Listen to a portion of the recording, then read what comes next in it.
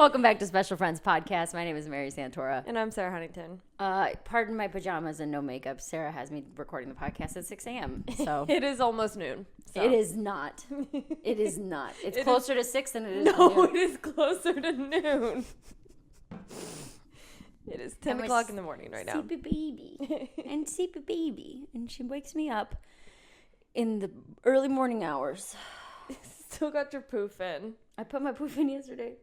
I'm sorry. It looks good. It does. This is a cute hairstyle. I don't care what anyone... I cannot wait for the poof to come back. And here's where we differ. You go, I can't wait for the poof to come back. I'm going to wait, though, until it comes back when it's trendy again. And I'm like, whatever, dude, I'll do it. I mean, I'm down to do it right now. Can a 35-year-old start a trend? See, that's where I'm not sure once you reach a certain age if you'll start a trend. But I certainly think you can do it. Who cares? You can do whatever you want. Yeah. We have free will. And if I would like to make myself happier by reliving 2009, I can do that. I think if you already did the trend once, you can't bring it back. Why? Because you already did it. That wouldn't be bringing a trend back. I think the people that bring the trend back, it has to be someone who never did it before. It has to be younger. Yeah. That's what I'm saying. Can a 35-year-old start or bring back a trend? That's what I'm saying. I don't think you can bring it back because you already did it. Like, the people that bring so it back. So if this were a 23-year-old, you'd be like, oh my God, poofs are back. But if I do it, it's that lady never got over her 20s. Not me personally, but I think like society. Yes. Society would see me and say, girl, move on. Mm-hmm. But society would see a hot 23-year-old and be like, Fashion Week. Poofs are back. Poofs are back. Yeah. Well, I think also, I don't know if it's like one hot 23-year-old. I think it's like fashion influencers or anyone in like high fashion. You know, like if a Prada model or a Gucci model were to wear a poof, then like the fashion industry controls all trends. So. I don't think the fashion industry ever got behind poofs. Did they? Oh, yeah. Really? Poofs were sure. in Fashion Week? In yeah. Prada? Yeah. I just associate them with trashy drinking. Well, they were doing like high fashion poofs, you know, like they were doing like the big ones. Oh, I guess that's different, yeah. Yeah. Well, now, yeah. You heard it here first. Poofs are back. Poofs are back. Poofs are back in this house. Poofs are back Tuesday, August 5th. We're poofing, we're boot scooting, boogieing, and we're scooting. 2025. We're scooting. We're foofing. Stop rhyming. It's too early. We're hoofing. Skibbity hoofing. This is what I can't stand. Skibbity hoola heel. It happens at all hours of the day. Ungodly hours, like right now, 2:30 in the morning. Skibbity hoola. Okay. Skip poof poof. This is why I want to move poof, out. Poof poof hoof. This is why I want to move out. You don't want to move out. I want to leave. You'll miss me too much. I don't even know if that's true. I will miss you if we don't live together anymore. What we miss? Because you yelled at me first thing this morning. Yeah, I walked into the bathroom. I walked into the bathroom and Sarah looks at me and goes, "You're not ready to record the podcast." I didn't say that. That's exactly the words that you... I didn't say one word to you. But you didn't have to. The way she looked at me was like this. No, I went... No. I made a smile at you, like any friendly neighbor would. And you said, why are you attacking me right now? After I had just come out here, I set everything up, got everything ready for us because I know you're not a morning person. And then now you're kind of making me regret saying that I'm going to miss you because you're going through all the things that you hate about me. I did mean that, but now that you're like directly attacking me. I'm not directly attacking anybody. But the thought has crossed my mind about leaving. We've talked about it. We've played our little pros and cons lists. We've done our what ifs, our crazy scenarios. For me personally, it's just not balanced enough in my life right now. Where it's like I'm only going home once every 4 or 5 weeks for a weekend. Yeah. Sometimes a week, but not more than 5-6 days sometimes. Yeah. And that's a part of my life I had no idea I was going to miss as much as I do because I never wanted it. Mm-hmm. And that might sound harsh to say, but I've always, since I started stand-up, it was like apartment in New York, maybe a husband. Apartment in New York, maybe a husband. Yeah. And now I had a real life being like a suburban stepmom and in love with a great man and all these things. And then I come here and I don't have that. And I'm like, why the fuck do I miss the life I never wanted? The life I never dreamed of. Sometimes it's like it's not even what you want, it's just what happens. Like I feel like whenever you want something really bad, your life no matter what is going to be like, well, this is what you actually like. I'm sorry. Well, I'm sorry. That's the crazy thing is that I hyped it up in my head that everything was going to be better in New York and everything was going to be happier and easier and more fun. I mean, and that's more crazy success. that you thought things were going to be easier here. I came here knowing things were going to be tough as fuck. I didn't. Oh, I thought all my problems were going to be solved by New York City. Oh, I genuinely came here knowing that it was going to be a rough couple years. Like, I came here knowing, like, I am probably not going to love city life, but hopefully there's a light at the end of the tunnel. All I've ever wanted was city life. That's it. Yeah. That's, like, been my main goal. And every time I visited here, I'm like, I fucking love this place. It's electric. There's an energy. There's a vibe. There's like so much potential. Everyone who's good at what they do lives here. The way to rise to the top is to be here. And it's just like that competitiveness and that never ending. Like I wanted it so bad and I got it. And I'm like, oh, I fucking hate this. Yeah. Oh, this is terrible. That's the worst with anything though. Like when you want something so bad and then you get it and you're like, that wasn't it. Right. I don't know if there's been another scenario that's been as severe as this, to the point where I think I have been so depressed over the last year and a half. This is going to sound so lame. I feel like I'm grieving my dream, where it's like, I'm doing well here. Yeah. I'm not killing it. I'm not doing 25 sets a week at the best clubs, but I am doing 5 to 6 sets a week at the best clubs. Mm-hmm. You know what I mean? Sometimes there's only 2, but a lot of the time I'd say I'd average at least 4 sets a week at the top 3 clubs in the city. And I do well. I'm not bombing. I'm holding my own. I'm going up against those, you know, those heavy hitters, those A-listers. And I just am like, this is exactly what I wanted. And I still feel empty and sad. Yeah. And it feels like I'm losing that I hyped it up and I wanted it so bad that it feels like I have to, the only word I can come up with is grieve. I have to grieve the thought of New York that I had in my head. Yeah. Because it's not real. Yeah. What I created in my head is not real, but yeah. I already fell in love with it. Yeah. And I already had a relationship with it. And now it's dead. Yeah. And I'm like, where did that New York go? Where yeah. did the New York that never existed that I made up go? Yeah. Because I would like that. I do that with everything. Everything in my life, there is a beautiful version of it in my head. Like, such a beautiful, like, well thought out, loving portion of whatever I want made up in my head that's so good. And it just never flourishes. Right. It never does. Like, I will say, and like, this is easy for me to say because I don't, but I'm like, if I was doing what you're doing, where I'm getting 5-6 sets a week at really good clubs, I would love it here. For me, sometimes it's like, well, I'm doing shitty spots sometimes. Like, I can kind of do shitty spots anywhere. I get it. And I know it's like, well, you got to work and you got to, like, this is where you have to grind and get to the top. But it's like, I kind of did a lot of grinding already. That's like before I moved here. That's the negative of moving, like in general, like you're moving to a bigger city where it's like that feeling of starting over is tough. That's tough at any market. If you switch jobs and you go from, you know, whatever you were, a manager or a regional like overseer, and then you start back as a salesperson. Yeah. It's like, it feels like regression. It feels shitty. It feels, I mean, and I did the same thing too, where it just feels like I left the road. I haven't been on the road in like 8. I mean, I've do a set here and there. I do it here and there, but I don't do it like I was doing it. Yeah. You know, I'm not doing those 45-minute sets anymore. It's just, it's a sense of regression at every level, and it sucks. Yeah. It's really hard to feel like you're moving backwards. Yeah. And it's tough to deal with. Yeah. Which is what makes you think, like, do I even belong here? Do I want to be here? Is this a good idea? For me personally, I've said this just last night. I was like, if Brian and Blake lived here, I would never leave. Never.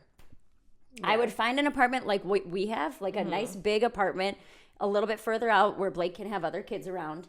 And if that were the case, we would probably be in some like Park Slope Yeah. Do you know what I mean? Yeah. Like, we would be in like a cutesy little neighborhood I do that has think- a lot of kids, and I would be probably the happiest I've ever been. But I know we can't do that because she has a whole ass mom who also loves her. A whole ass mom. A whole mom who's a good mom. Yeah. That's the thing that sucks. She's not a shitty mom. If she were a shitty mom, it would be no question. Yeah. She's a good mom. She's like this great caring mother, and you're like, oh. Why do you rock? Because this sucks. This is kind of hurting my life. No, but like they're best friends. Do you know what I mean? Like that would never happen.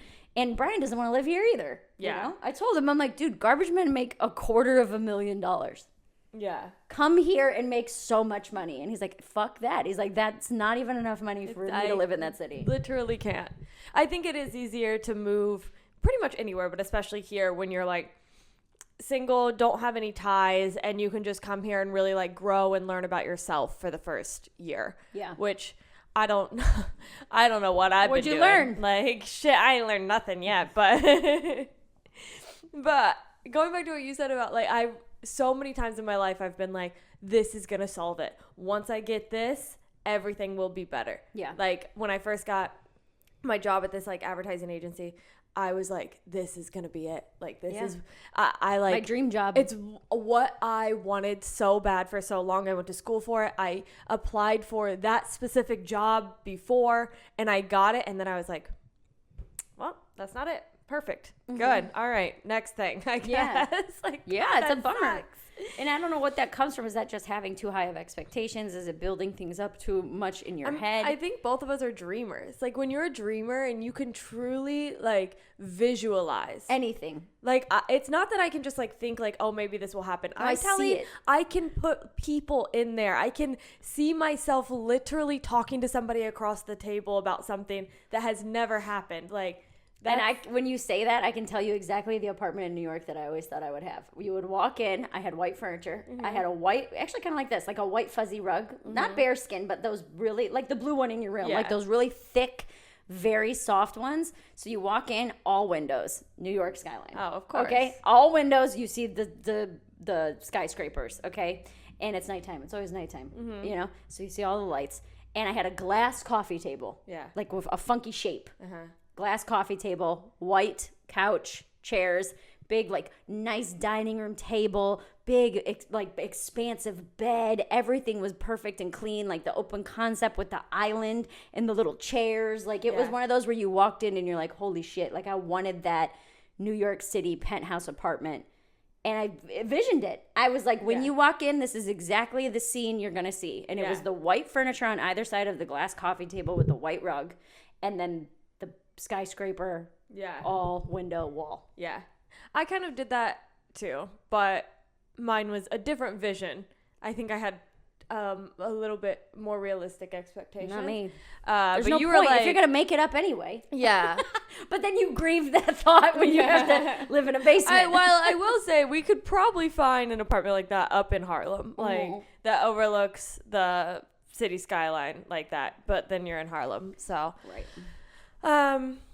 But yeah, I hype things up in my mind too, and it's.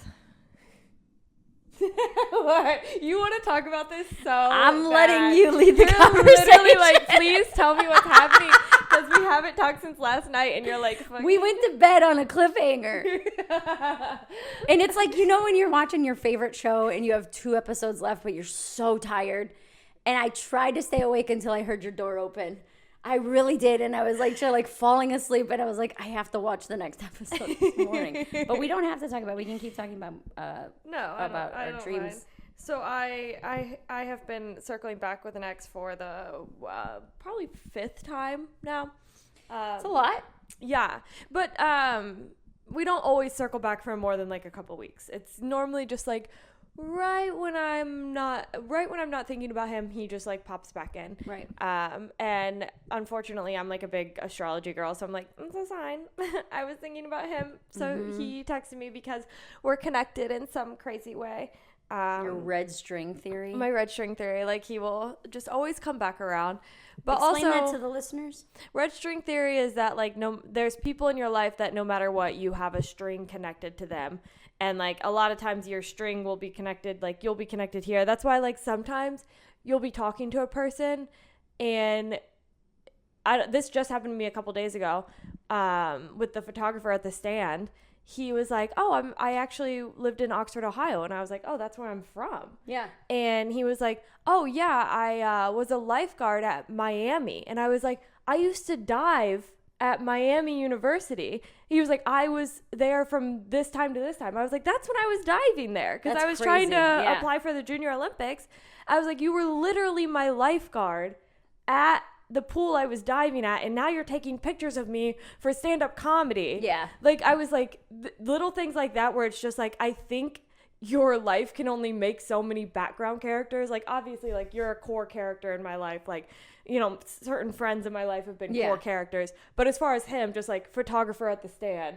Yeah. Before this season of my life, he was lifeguard at the pool. Right. You know? So it's like they cast your life can only cast so many background actors because we don't have the budget. Right. Listen, we got to bring back the dead plumber. Yes, we killed him off in season 1, but now he's at the DMV. He's the worker. Yeah. So you have to figure out how to tie him into season 5. You know, sometimes like in movies where like one actor will play 2 characters and they'll just like put a mustache on for that character. Yes. That's what lifeguard at Miami did. That's a very funny way to think about it. That's very funny. I'm like, well, because I've tried to explain this, and then somebody told me that is a characteristic of autism yet again, and I'm very tired of people diagnosing me with autism. It's really starting to hurt my feelings. Why would that hurt your feelings? You can go on Love on the Spectrum. I can't get on Love Island, but maybe Love on the Spectrum. You'll figure it out. But I categorize people into certain people. So, like, bartender at this comedy club was also my hairstylist in Ohio.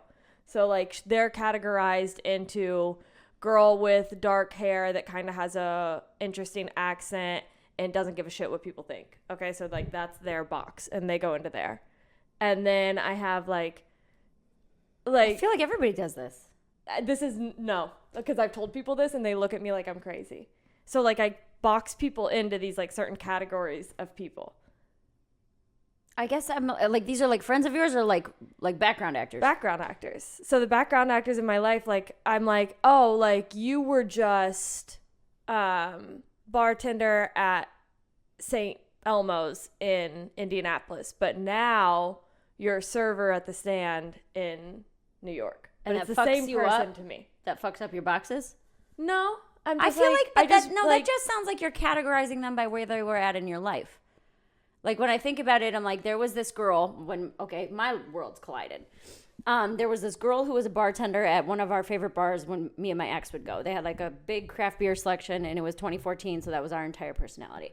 So we would go there, and we would pay too much for deviled eggs and craft beer. And do you know, like, the deviled egg flight? But they're, like, not even good deviled eggs. They're not good, and there's 4, which is 2 deviled eggs. You don't have to fuck with deviled eggs. They're fine. Quit adding shit. Yeah. Paprika, mustard, mayonnaise. Maybe some people put a little relish. Celery or relish. Some a little kind of a crunch. There is you no really reason why you're doing a duck sauce deviled egg. And they do that, and it's disgusting. There's 4 halves. So it's 2 eggs. And it's $44. And it's like $16. Yeah. There's no reason for it. But that was my life for 3 years when I was with my ex. That was the shit we were doing. They put like a little piece of parsley on top, and you're like, I can't believe it. Because it's on a wood board. Exactly. So that was the place. Our bartender there, her name was Sam. She was cute. She was tiny. She had a bunch of tattoos. She was narcoleptic, which was crazy.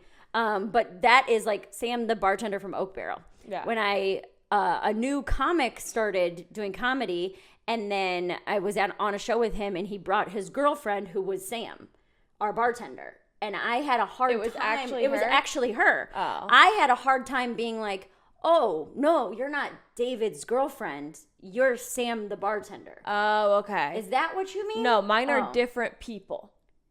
Different people, but like, to me, they're like the same person. So anyone with dark hair. No, it's like a vibe about them. Like, it's just like the way that they act and their mannerisms and stuff like that. Like, I'm just like, oh, you're in this box. Like, you're in the same box as my mom. That's nice. I tell you that. I'm 35. I don't try to hide that from you. Like, you're New York, my mom. Your New York mom. Yeah. But you're in that box with my mom. Like, you guys okay, so are you the group same. people together based on personality traits or looks or It's kind of like just a vibes? whole thing. Okay. Yeah. Like, it's mostly personality, but also, okay, so like my hairstylist in Muncie when I was going to school, she was the same character as my cosmetology teacher that I had in Indianapolis. Like, they were the same person. Yeah. Okay. Sure. See, No, I don't do I try that. to explain this. People are like, what are you talking about? I'm like, my life can only make up so many background characters. So, like, my background character from my hairstylist in Muncie, she became my background character as my cosmetology teacher. Sure. If that's what you need. I don't need to do it. I don't even want to do it. It's just what my brain does. So no, I thought you meant like how I described the situation where like your worlds kind of collide and you're like, well, like the lifeguard. Yeah. The categorization. No, that I was don't a little do weird. that. That's Yeah. a little weird. Okay. Yeah. Anyway, but also so red string theory anyway is the red that string theory. no matter what, you are connected to these like certain people in your life and you can't really help it. So like I'm convinced that like him and I have a red string and it's really hard. Can you be confusing a red string with a red red flag? flag? Could we change this to the red flag theory? Potentially. Because have you ever had a red string connected to a healthy person? I mean, I've had red strings connected to just random people. Yeah. That's not what I asked. Have you had it connected to a healthy person? Well, yeah. Like a healthy relationship that always comes back. Not necessarily a boyfriend, but like a like friend. I think like you don't think this because you didn't know how much I like had seen you or known of you before, but I think we had a red string. Like you were one of the first people that Alex Price told me to go watch. Mm-hmm. So I was like 6 months into comedy. I'm doing my red string with you. You attached our string? Yeah. I was like 6 months into comedy and he's like, you'd really like this girl, come watch her. So I go to Helium, you were opening for someone, I got to see you there. And then it was like you randomly messaged me on TikTok saying like, I really like your stuff. But again, you don't remember this. I do. So there's another red string. Then you asked me to move to New York. Like it was just like these little tiny like pings that like kept like making us closer, whether you realized it or not. And what you're saying is that there's a reason for that in your life. Yeah. And is it to teach you a lesson? Is it because that person is good for you? Or is I think it's there's just no like they're part reason? of your show. Okay. Whatever like little show you have in your life, like you're part your of little Truman Show. Yeah. You're my part of my Truman Show. Like whether we wanted it to happen or not, like you were going to be somewhere in my life. Okay. Like you were going to be in a couple episodes. You were a background character for a while, and then you become a main character. Okay. So you're not getting paid anymore, unfortunately. I'm so sorry. Guess not. I don't have any money to give you for demoted. turning into a main character. Thank you so but much. You More did, work. So Got it. It's for the exposure. He has been a constant background character in my life for a long time, and he's transitioned from main character to background character quite a bit. Mm-hmm. But no, I mean, like, that is one. I feel like his is less red string and more lesson I keep having to learn that I just can't.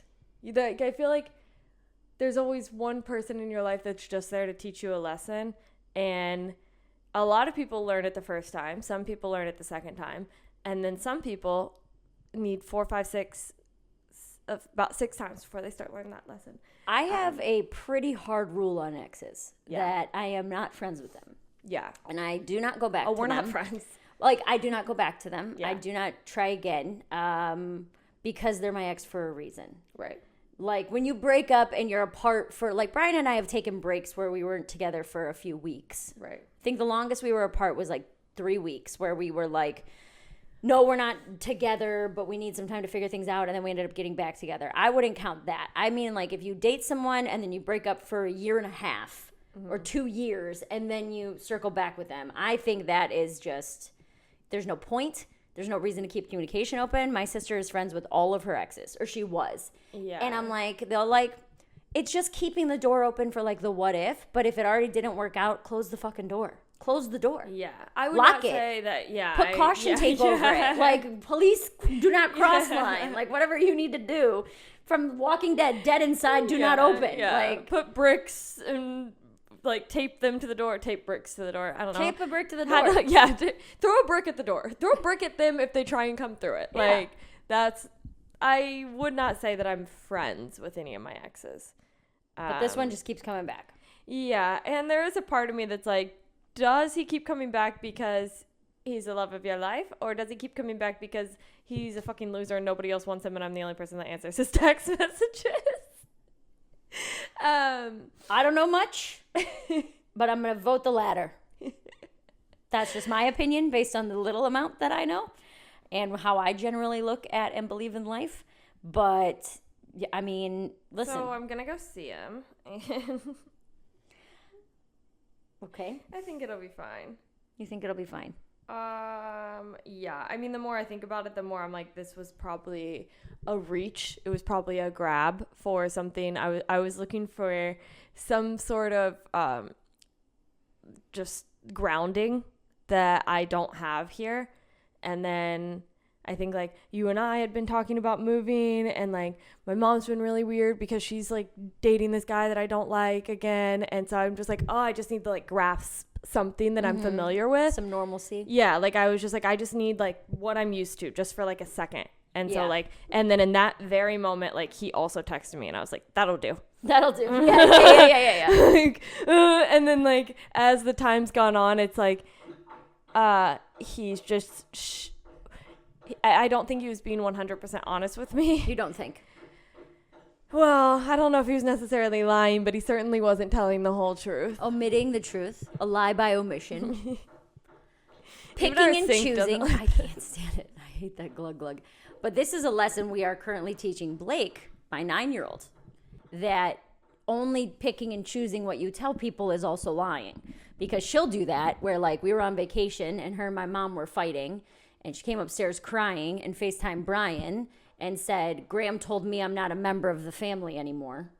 And that is not what happened. Yeah. My mom and her were going back and forth about what Blake was wearing to dinner. And my mom said, which I'm not defending my mom, but my mom said, I'm only going to take a picture of the girls who wear pretty dresses, which is what a boomer thing to say.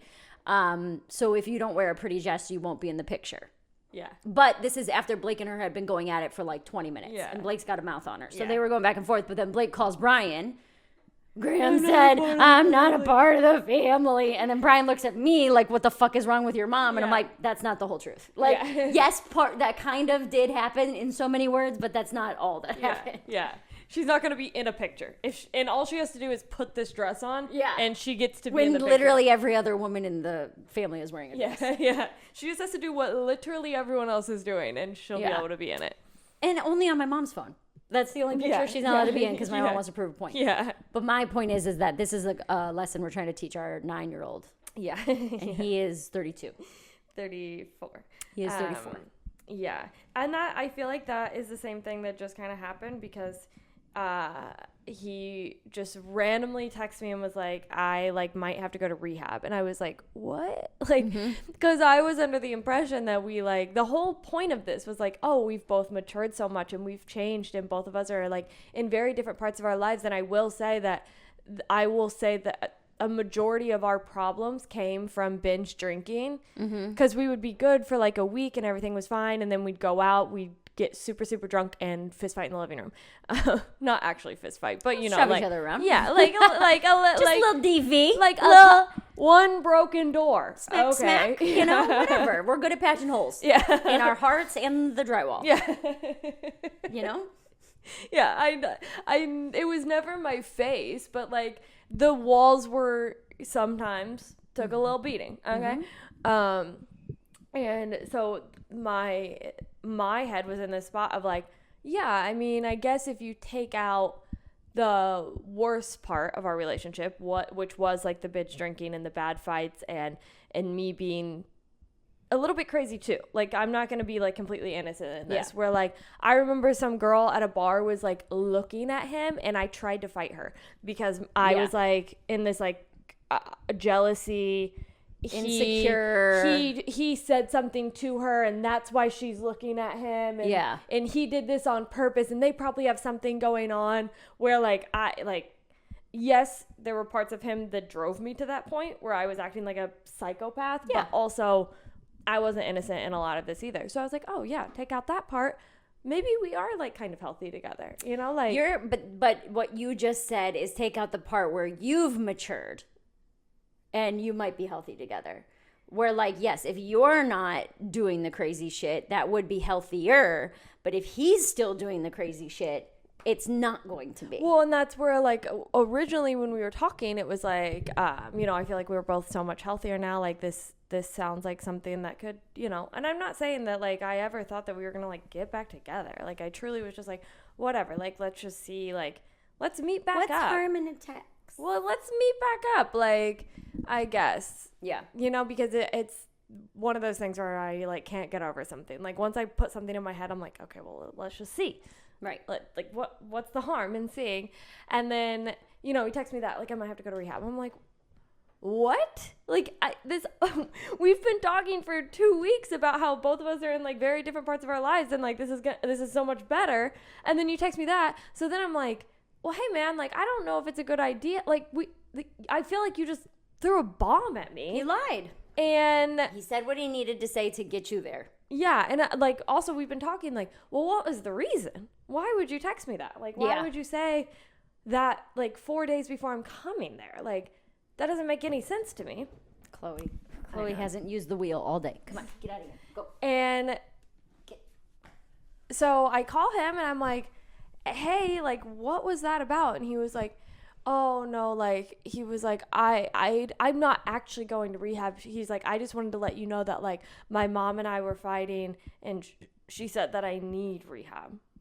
And I was like, those are two completely different things. I might need to go to rehab and my mom is on my ass. Yeah. I don't like it and I don't trust it. Right. Chloe, I swear. She's going to start running on it now. That's like, so Duchess has this cat wheel. Hold on. You narrate. Tell them what's happening. Okay. Duchess got a cat wheel. Duchess hates it. And so we brought it out for Chloe, even though I want nothing to do with it. And Chloe has also hated it. No, she hasn't hated it. Well, she hasn't been a huge fan of it. And now that we're doing this podcast, she wants to go full speed on it. She wants to go Sonic the Hedgehog on it. Like, we've been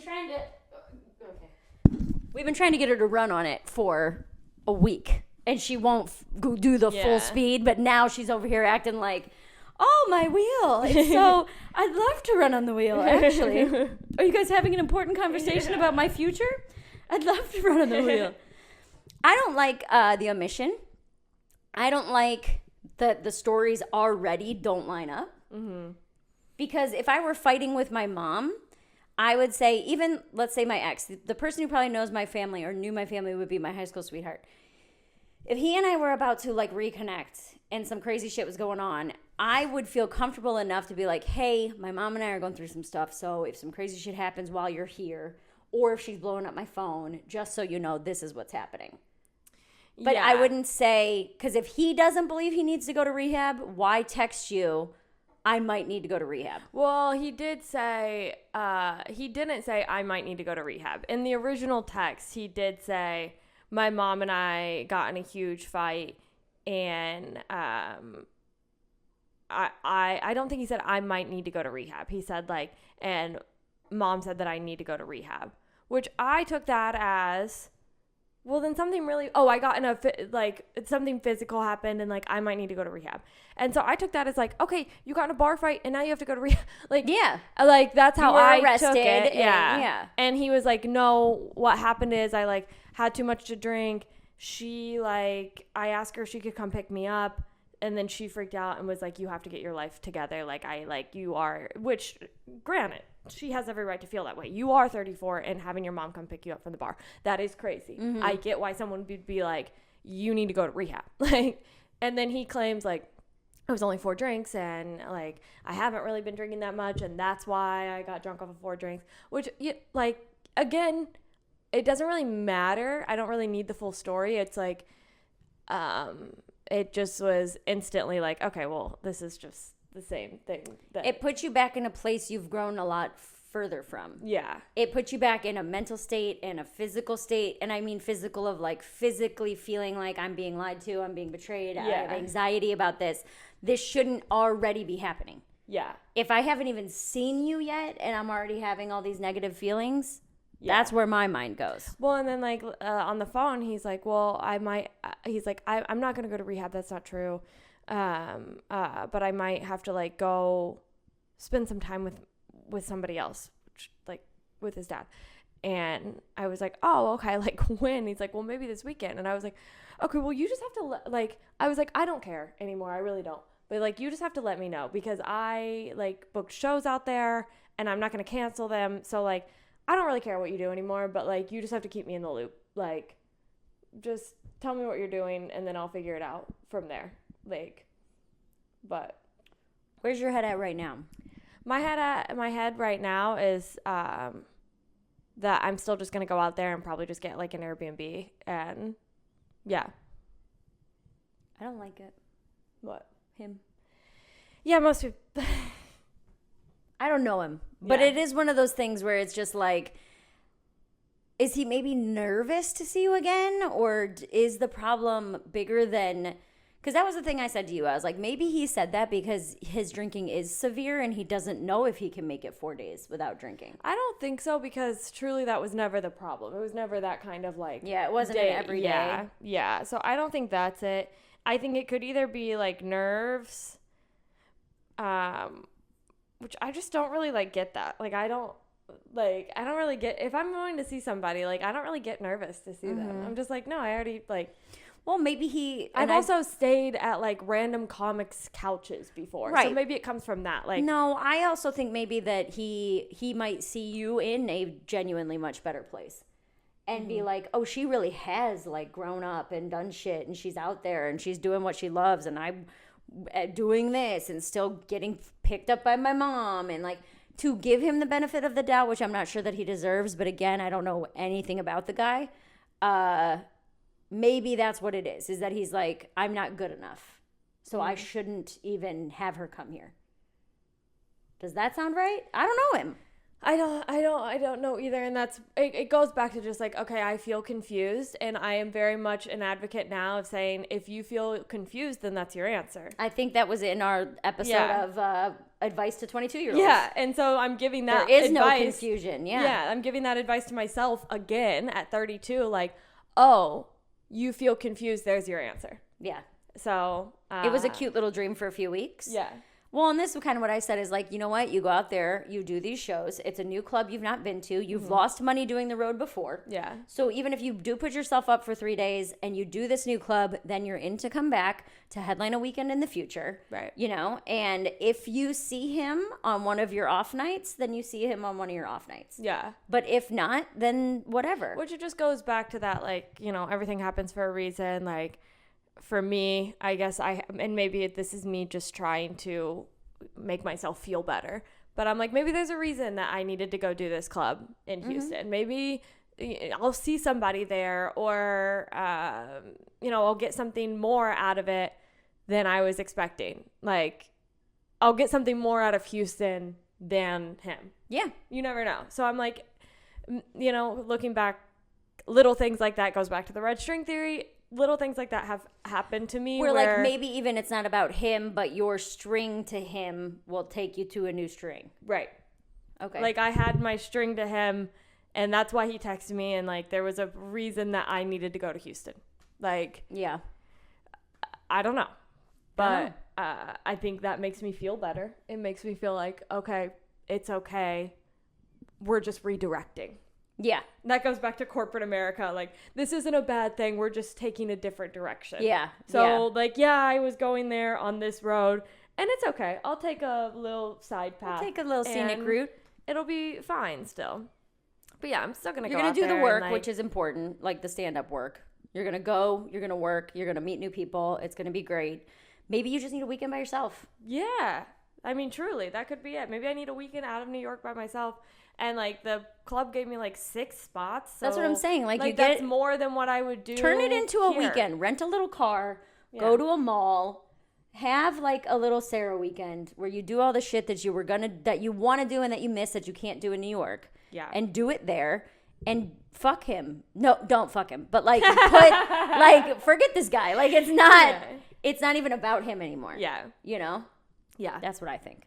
which it comes back to that always. It's like when I'm doing something for myself, it always makes me feel better anyway. But then I truly think it's other people that make me feel like this, where it's like, well, I probably need to find someone soon though. So, but do you? They'll come when it's time. Yeah. But then every time I try that, it never works out. So I'm like, never mind. Right. Let it happen. Let it happen. Don't force it. That's what I was doing. I don't know. But it's tough. It's okay. So Sarah's going to go work a new club this weekend. Yeah. That's what's going to happen. Yeah, that's what I'm doing this weekend. I'm going to see Backstreet Boys in Las Vegas. So next week's going to be good because we'll have her recap of what happened and my recap of Backstreet Boys at the Sphere, which is also where the poof and kind of scrunchy hair comes from because I'm just so ready to... You got to get your white pants. I know I have to order white pants. They want everyone to wear like their Millennium album where they were all in white with a little bit of light blue. So I do need to order some pants. But I'm excited. I'm going to have a good weekend. My biggest stressor this weekend is that my friend Kelsey wants to hike in Las Vegas and it's supposed to be like 110 degrees. That's going to be horrible. I told her no. I tried to go for a run here yesterday. It was 85. And it was 85 and I made it not even a mile and I just walked back. I got a sweet tea and walked back. There you go. Like, no, I can't do this. No, right. don't let her convince you to do that. Because even at like 6 o'clock in the morning, it's still going to be 80. And I told her my cutoff is 80 degrees. Yeah. We need to be back in the hotel before the temperature reaches 80 degrees. And you guys are going to wake up at 6 a.m. to do that. It's not going to happen. It's Vegas. I mean, you will because it's 3 hours behind. You'll probably be up at like 8, but still. Anyway, I'm not doing that. I'm going to see Vegas. No, I'm going to see Backstreet Boys. I'm going to live my life. I have free play left over from the last time I was there, so we're going to win so much money. Thousands, millions probably. Yeah. And then we'll get an apartment on the Upper West Side. We'll get the apartment you want. Yeah. With the big windows. So everything's going to come together this weekend. Yeah. So make sure you tune in next week to hear how all of our dreams came true in Vegas and Houston. You can follow us at Special Friends Podcast. My name is Mary Santora at Mary Santora Comedy on all social media. I'm Sara Pop-Tarts. Love you. Bye. Bye.